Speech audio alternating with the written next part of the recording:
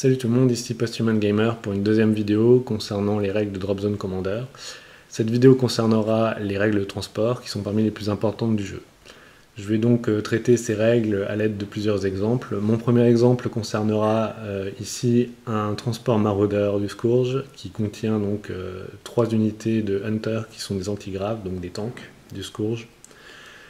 Donc cette unité de Hunter, je vais essayer de la déployer par là-bas en utilisant les règles de transport. Donc la première règle à savoir sur les règles de transport, c'est que les unités qui sont concernées, c'est-à-dire le transport et les unités qui vont être déployées, n'ont le droit d'effectuer que la moitié de leur vitesse de déplacement. Donc un maraudeur normalement a 24 pouces de déplacement, divisé par 2 ça fait 12 pouces. Donc mon maraudeur pourra effectuer ce déplacement, aller jusque là. Ensuite, une fois qu'on déploie des unités, on a le droit de les déployer à 3 pouces de leur transport, ce qui ne constitue pas un mouvement. Donc là, par exemple, mes tanks antigraves peuvent être déployés à peu près jusque là. Voilà. Donc on mesure toujours du centre de la figurine au centre de la figurine. Et les unités qui sont déployées ont encore le droit d'effectuer un déplacement de la moitié de leur vitesse de leur mouvement. Donc les Hunters ont normalement un mouvement de 9 pouces, qui est divisé par 2, arrondi à l'inférieur, donne 4 pouces de déplacement après une opération de désembarquement ou d'embarquement. Donc ils peuvent aller à peu près jusqu'ici. Voilà donc un exemple simple de débarquement. Je vais donc maintenant montrer un deuxième exemple d'embarquement dans un transport. Donc mettons que j'ai un transport ici, maraudeur, avec son escouade associée de tank Hunter, qui est ici, et j'aimerais en fait les faire rentrer dans ce transport pour un redéploiement. Donc de la même manière que pour le débarquement, mes tanks Hunter ont le droit de se déplacer de la moitié de leur vitesse de déplacement, donc 4 pouces. Donc voilà, ils peuvent aller à peu près jusque là.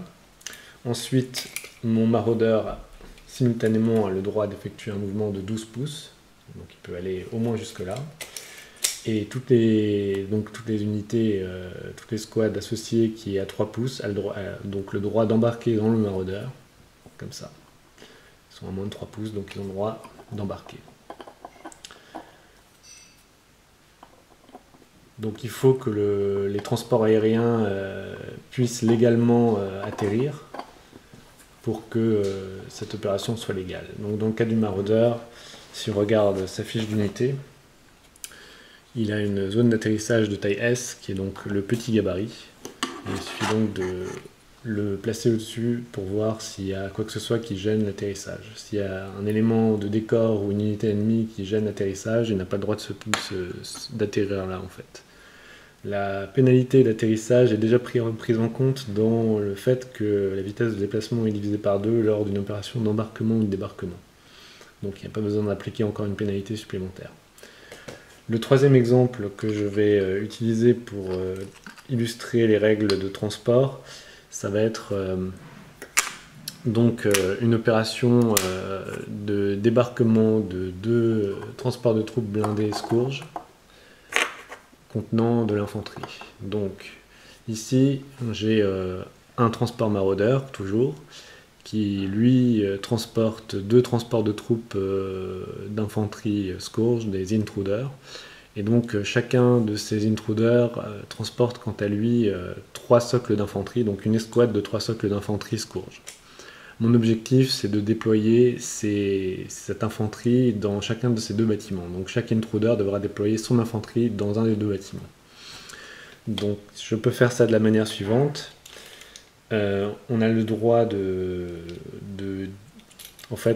scinder les mouvements tant qu'on respecte les règles, tant que tout est légal, on peut en fait faire ça de façon en différentes étapes. Donc mon maraudeur a toujours le droit de faire ses 12 pouces de mouvement, mais je peux en fait les scinder en plusieurs segments. Donc par exemple, je peux faire 6 pouces jusqu'ici. Je déploie à 3 pouces un premier maraudeur, ici. Ensuite, il continue son mouvement jusqu'au terme de son déplacement de 12 pouces au maximum, par exemple jusqu'ici, où il déploie un deuxième maraudeur, ici, derrière ce bâtiment.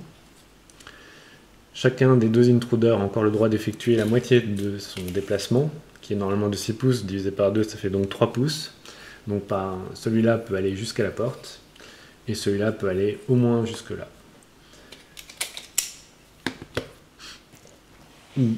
Ensuite, chacun des intruders peut lui déployer l'infanterie qu'il contient. Il faut savoir que lors d'un embarquement-désembarquement, chaque unité n'a droit qu'à 2 opérations d'embarquement ou débarquement par tour. Donc dans ce cas, le maraudeur a effectué deux opérations de débarquement, une pour chaque intruder, puisqu'il l'a fait l'une après l'autre.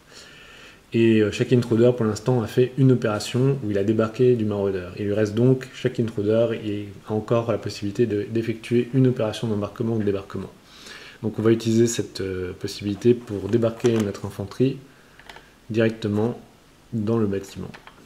Voilà. En utilisant en fait la porte qui est ici. Donc l'infanterie a le droit de rentrer dans un bâtiment à partir du moment où il y a une porte ou une fenêtre à 1 pouce de son transport. Et donc l'autre escouade d'infanterie rentre dans l'autre bâtiment. Donc dernier exemple que je vais utiliser pour montrer comment effectuer un redéploiement en utilisant les règles de transport. Donc je vais enlever ces figurines.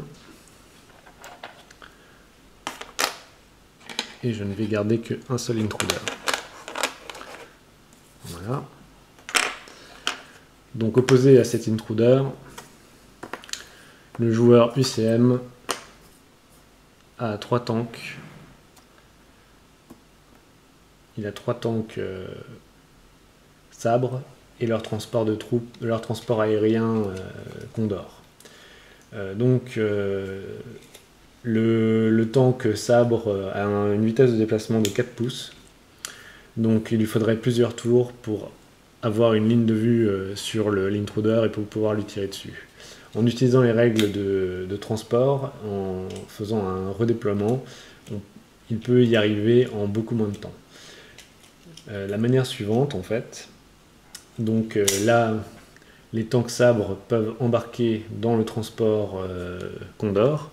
Alors celui-ci a une zone d'atterrissage de taille L, qui est donc la grande.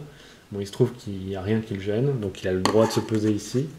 Il embarque les tanks sabres, que je retire temporairement. Le Condor, lui, effectue la moitié de sa vitesse de déplacement, qui est normalement de 18 pouces, divisé par 2, ça fait 9 pouces. Il a le droit donc d'aller jusque là.